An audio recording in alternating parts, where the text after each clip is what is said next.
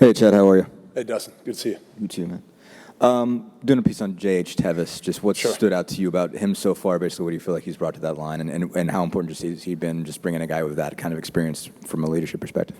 Right. Yeah. Very consistent, and that's one of the themes that might come up here as we talk a lot today is consistency. He's a guy that it certainly has come in here, and he's been the same guy every day. He's fun to be around. He brings a great energy to his work, and whether it's singing his little ditties that he is, ask him about that. Yeah, he's all the time singing. He's always got something, but he's just got a good energy about him.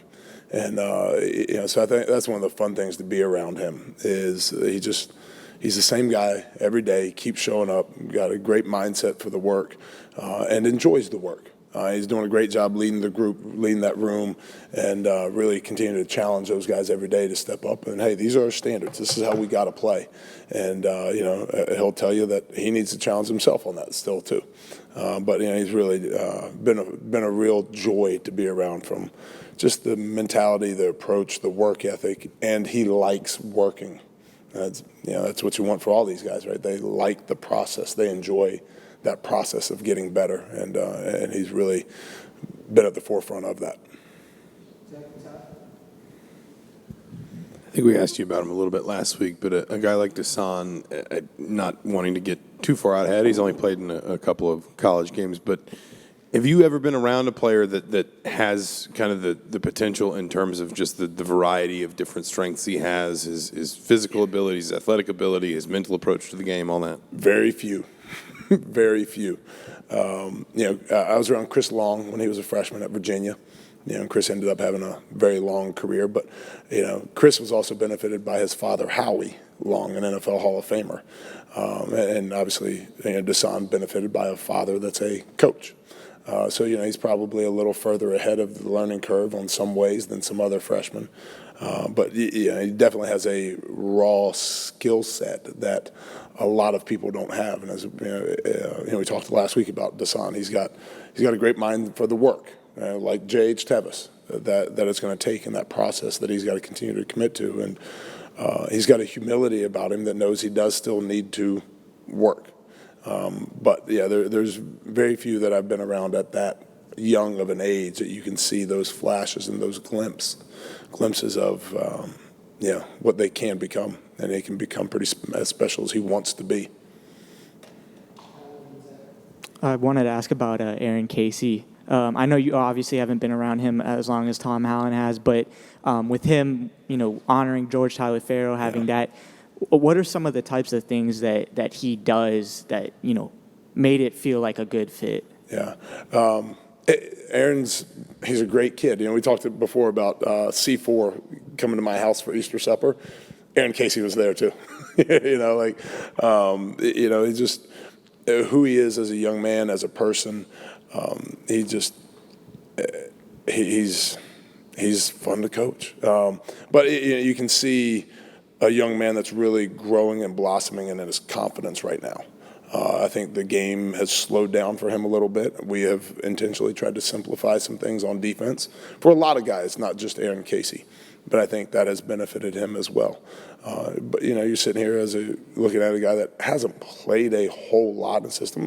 Been behind Micah McFadden, no fault of Aaron's, But you see just the banked reps and the growth that's happening now for him of years in the system, simplifying the system, allowing him to really just be able to play fast. And I think he's doing a phenomenal job with that right now.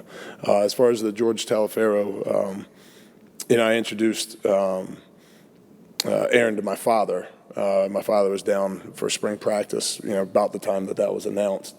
And my dad picked up on it. My dad met him for 30 seconds and a minute, whatever. He said, "Man, what a great kid." He's just got something about him, an aura, charisma, personality that you can sense it right away. So, I don't know if that answers your question or not. But Hey, Coach. Western Kentucky has one of the best offenses so far. What has struck out to you about them, and what, as far as film, have you watched the film yet? Oh yeah. No, they're you see from what they did last year. I mean, not a lot of people really even slowed them down. They're explosive, they're dynamic. They've got some qualities that our offense actually has the ability to get to as, Walt continues to get our guys going on it. But they can spread the ball around. The quarterback is, he's a young man with some moxie and he's got a little mojo to him. He's a former national champion at the Division II level. That doesn't happen by accident. He's got a strong arm and really can make a lot of the throws, and he's got a competitive toughness to him. When you just watch him in the Hawaii game, and he takes a shot on a targeting call, and he pops up, and you can see he's a really good player, and he's the real deal, leading their group. But then you look at the wide receiver core. The wide receivers are big, talented, long, athletic guys.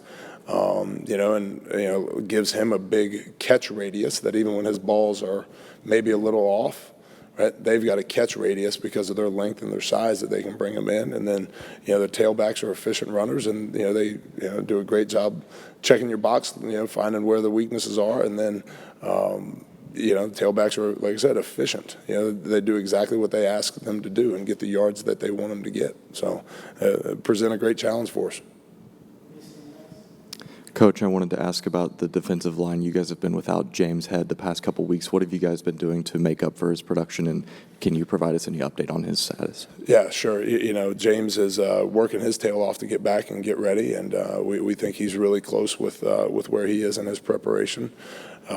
We've moved Miles Jackson. Deshaun McCullough coming along has allowed that transition a little bit to be able to take Miles and move him over to the end and play there with Bo Robbins.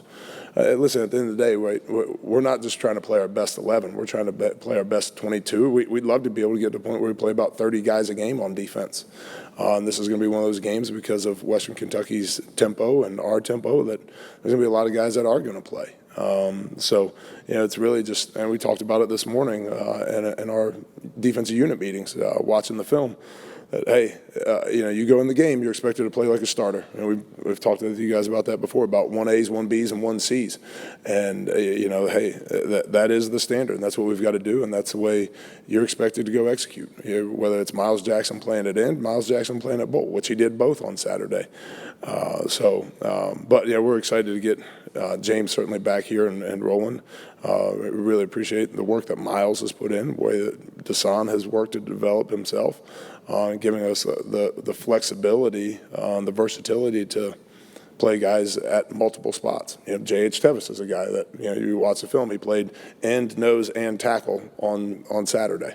He played 3 spots on the defensive line. So those guys are really becoming a mix and match group, which is what you want.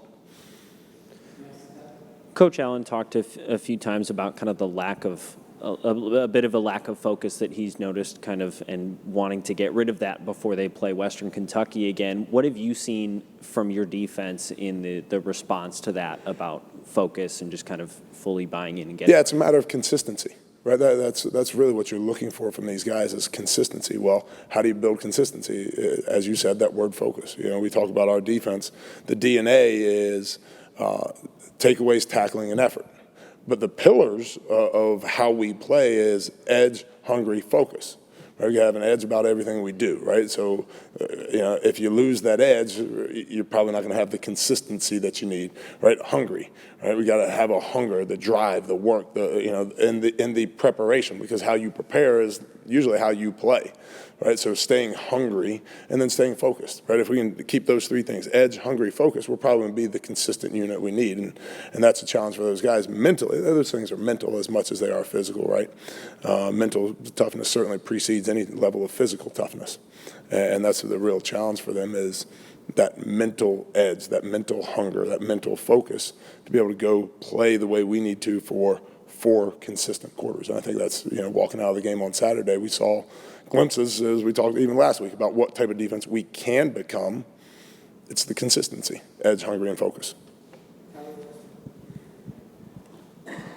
Coach, I guess just going back to Aaron, you said that he's fun to coach. What makes him fun to coach? Yeah, he's a sponge, right? Every time you see something, every time you say something, oh yeah, that makes sense. I get that, right? Right, you hit him on something. Oh yeah, I can do that better. He responds to coaching, right? He's coachable. And very simple thing, he looks you in the eyes, right? You coach Aaron Casey, he looks you in the eyes. He's not just off, you're trying to talk to him, he's engaged with you. And when you coach him on those things, he's usually right on it the next time.